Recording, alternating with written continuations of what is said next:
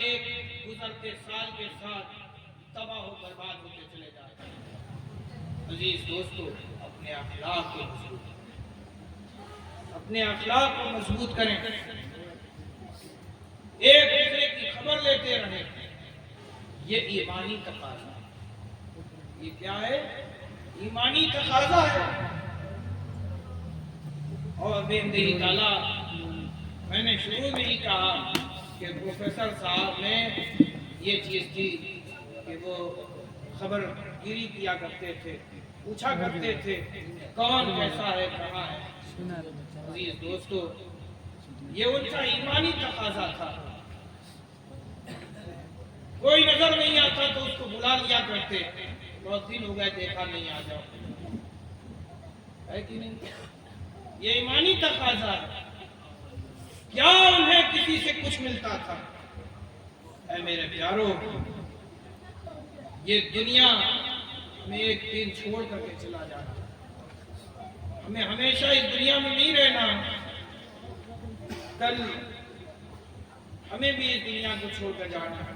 کوئی اپنے ساتھ زمین جائیداد نہیں لے کے جاتا، روپیہ ٹکا لے کے نہیں جاتا، اپنے ساتھ اپنے اعمال کو لے کر جاتا۔ آج تو عجب تماشا ہے کہ میت ہو گئی، لوگ ہنس رہے ہیں، مسکرا رہے ہیں۔ ہم نے تو وہ دن بھی دیکھا ہے کہ کسی کے گھر میں میت ہوتی تو پورا سماج شوق مناتا، جو شریک ہونے آتا وہ اپنی آخرت کو یاد کر رہا ہوتا، ان کی بھی آنکھیں نم ہوتی۔ لیکن آج تو حالات ایسے ہو گئے ہیں کہ بس جلدی چلو، ایک رسول کی طرح ہم ادا کرتے ہیں، اٹھایا جنازہ، لے گئے مٹی میں دفنا کے چلے آئے۔ اے میرے پیارو، آج تو انہیں دفنانے والے ہاتھ موجود ہیں، دفنا رہے ہیں، کل اس سے بھی بدتر حالات ہوں گے۔ ہماری لاش رکھی ہوگی، چیل کوے کھا رہے ہوں گے، لیکن ہمیں کوئی دفنانے والا نہیں ہوگا۔ کیوں؟ کیونکہ ہم نے دوسروں کے ساتھ بھلائی نہیں کی، ہم نے دوسروں کے ساتھ بھلائی نہیں کی۔ اے میرے پیارو، اللہ اس کے رسول سے ڈرو۔ یہ محفلیں اسی لیے سجائی جاتی ہیں تاکہ آپ اپنی آخرت کو یاد کریں۔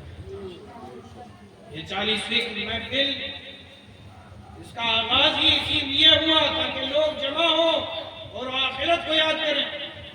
لیکن آج تو ایک الگ ہی دھوم مچی ہوئی ہے۔ میرے پیارو، ہمیں اور آپ کو بھی اللہ کے حضور جانا ہے، احساس دینا ہے۔ آج ہمارے حال ایسا ہو گیا ہے کہ ہم بغیر جھوٹ بولے، بغیر غیبت کیے ہمارا کھانا نہیں ہضم ہوتا۔ بتائیے بات صحیح ہے کہ نہیں ہے؟ اللہ کے رسول صلی اللہ علیہ وسلم نے فرمایا تھا کہ مسلمان کی یہ شان نہیں کہ وہ دھوکہ دے، مومنین کی یہ شان نہیں کہ وہ جھوٹ بولے۔ بتائیے، ابھی مفتی صاحب نے کہا نا کہ مٹی کو اپنی حیثیت کو پہچان لینا چاہیے، اپنے مقام کو جان لینا چاہیے۔ تو اگر تم اپنے مقام کو جاننا چاہتے ہو تو رسول کی تعلیمات پر عمل کرنا۔ اگر رسول اعظم کی دی ہوئی تعلیمات کو بھول جاؤ گے تو تم اپنے دیے ہوئے مقام کو بھول جاؤ گے، اپنی عظمتوں کو بھول جاؤ گے۔ اے میرے پیارو، جب تک ہمارے اسلاف نے رسول کی تعلیم پر اپنی زندگی کو گزارا تو وہ بلند و بالا ہوئے، ان کے مقام کو اللہ نے اتنا بلند کر دیا کہ ہر کس و ناقص انہی کی تعریفیں کرتا ہوا نظر آ رہا۔ در حقیقت یہ ان کی تعریف نہیں ہے جنہوں نے اس تعلیم پر عمل کیا، بلکہ اس معلم اعظم کی تعریف کرتا ہوا نظر آتا ہے جس نے ایسی قوم تیار کی، ایسی قوم تیار کی۔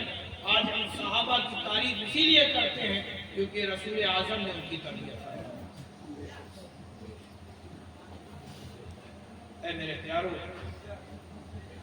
ابھی بھی وقت ہے ہوش کی دوا لینا، کہیں ایسا نہ ہو کہ